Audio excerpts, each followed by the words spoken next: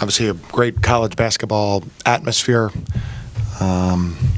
Hats off to everybody at the university for making that happen, and great game. Terrific game for us.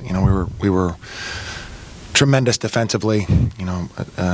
Dayton's an elite offensive team, and for us to hold them to 15 points in the half, and the numbers that they have is really great job by our defense, and we're thrilled with the win.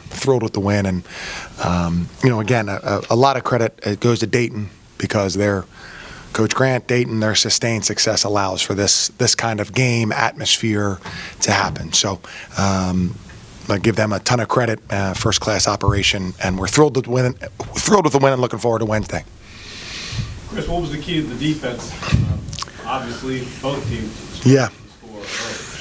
Yeah, you could say that. Well, I would say that for us, Neal has the best chance to guard Holmes of the people that I've seen. Maybe some teams can, but he had the best chance to guard Holmes. And what we didn't want to do is we didn't want Holmes's greatness to enable the other guys to get open shots. And so you pay so much attention to him. We didn't want that to happen. And then the second thing is, we had a couple different ways we wanted to guard certain things, and had he hit a few more threes, we probably would have changed how we were guarding it. But we were able to go with more of our standard defense, including some switching even with him, but more of our standard defense. And Neal did a great job, and he didn't shoot the ball as well as he's capable of. Hey, could you kind of look big picture for a second? You picked 11th in the preseason against 16th ranked team here that you knock off. Where are the Spiders here? Yeah, first place, John. Well, yeah, I mean, I think I stopped paying attention to preseason polls a long time ago, and, especially in this time of college basketball. I'm not a great promoter of the program, so a lot of people who promote the program and talk about the transfers they have coming in, they might get the benefit of the doubt a little bit. The preseason poll, of course, we've learned over and over again, doesn't matter. It really doesn't matter in this day and age. And we have a good team for sure, and hopefully growing in confidence, and a team that, as I've said before, I think our ceiling is higher offensively than we've showed. But I think our defense is outstanding. You guys essentially clinched the game at the free throw line. Yeah. I think you made 18 of 19. Wow. How about that? And Dayton, I would think, I don't know if you would, maybe Jason would know this, that you don't get to the foul line very often against them. Now, of course, in a game like that, when they're fouling down the stretch, the numbers go up. But yeah, we finished the game very well.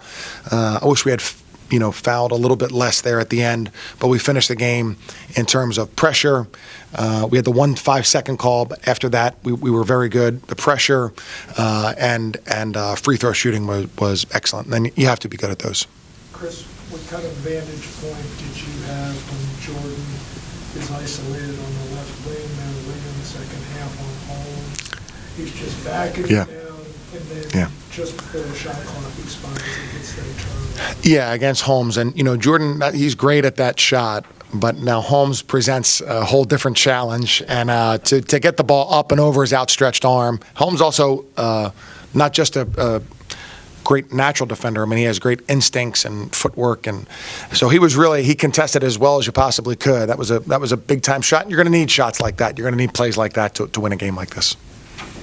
Given the quality of the opposition, maybe best defensive performance of the year, do you think? Yeah, I would think so. I think we've had some very good ones. But yeah, this, for a team that has won so many games and is so efficient offensively and has a tremendous player on their team, who not just a tremendous player, but a tremendous 6'10" player. That was our best defensive performance. And, I've said Neal is a great defender, and we have a lot of speed and instinct around him, and that's enabled us to be a very, very elite defensive team. And given the 0-for-11 start, what were you thinking at that point? Who's coaching the offense? That's frustrating, but we really started to defend them. So it was 9-0 for what felt like a long time, but we really started to defend them. And we had some shots. Neil had some post moves that were in and out. We had some shots that were good and open and clean and didn't make them. It happens. In reality, I'd rather it happen at the beginning of the game. And so I thought as long as we were playing tough and we were moving, that it's going to balance out and we're going to make some shots. How does this change things for you guys as becoming kind of a target? Yeah. I think that's probably a little bit more the case. I'll tell you a funny story. I think we've had a few wins here over ranked teams since I've been the head coach. And the first one I think was against Dayton here at the Robbins Center. This was a long time ago, and I was asked to speak to the students. We're having something on the concourse before the game, and they wanted me to go up and talk to the students. Of course, I didn't really want to do it because of the routine and whatnot. So I said I'll do it. So Dayton came in. Brian Greger was the coach. They were top 25, and I went up to the back stairwell of the Robbins Center, and I went in, and a security guard stopped me, and he said, "Do you have a credential?" I said, I don't. He said, "Well, can I help you?" I said, "Well, I'm here to talk to the students." He said, "Who are you?" I said, I'm the coach of the team, And he said, "Which team?" And I pointed through the opening. I said, "The Spiders," He said, "I'm sorry, I can't let you through." And I remember going back downstairs thinking, we got to win some games around here. We need to win. So Richmond security guard doesn't know who the coach is. So yeah, I know that doesn't answer your question, Hank, but this was special and a great win. Anything else? Sorry. Yes. Talk about sort of the atmosphere. Incredible. When, you mentioned upsets over your sort of tutelage here, but what does it mean to beat the number 16 team? It's a great accomplishment because you have to remember now you don't get that many opportunities. So this year we played Colorado and a good game in Florida, and then we played Dayton, and so you don't get many opportunities. You certainly don't get many opportunities at home, and so to take advantage of that and to win those games, and we've had a number of them now, and I think that it's something we're really proud of. Because of that reason mainly, you don't get many opportunities. So, to be the kind of program that can be solid enough and good enough, and when that opportunity comes, can take advantage of it. That's something we're very proud of. Is there any part of a court storming that's dangerous, or do you guys have a team plan to get off the court? I do. Well, I think the security comes and ropes off where the players are shaking hands. I thought we handled that really well tonight. I don't know. I mean, I've seen some things where you don't want to have court stormings, and it's certainly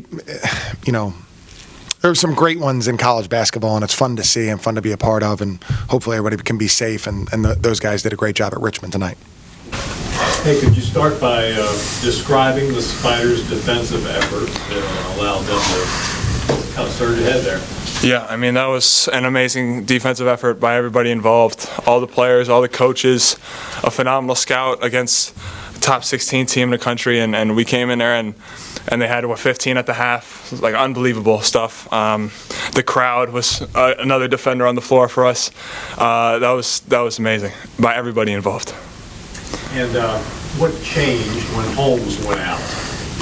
I mean, I think we both kind of went out at the same time, or a little bit there in the second half. But yeah, they played small ball, and obviously they're a very talented team. It's not just a one-man team for them. And a bunch of guys in their team stepped up and made plays. But if we're able to take out such a phenomenal player like Deron Holmes at the game, then we have a really good shot of winning, especially on our home floor. Neil, how important was it to force Holmes? I know he's a good finisher, but 9 of his 12 shots were beyond the arc. That's got to be what you wanted to see. Yeah, I mean, he's a very multifaceted player. He could do a lot of things out there.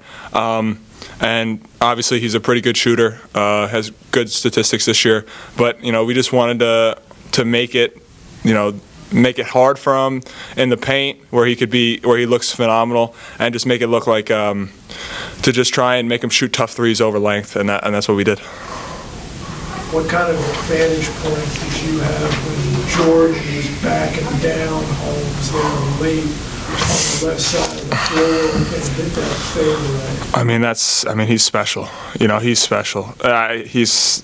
unreal. I mean, even though he shot 5 for 14, it just felt like he was out there the whole game and just clutch shots after clutch shots, clutch free throws after clutch free throws. I mean, it's just all credit to him. He's a phenomenal player. There's videos that play sort of before the game of TJ Klein getting swarmed by fans. Talk about the storm the court. What was that like to be a part of? And talk about this team. I mean, yeah, when I first started playing college basketball, if you would have told me that I would be at Richmond and I just knocked off the number 16 team in the country on our home floor, it's like you never know. It's just a matter of hard work, and then obviously the fan support tonight was amazing. I was kind of hoping they would storm the court tonight after a win, and I mean that was an unreal experience.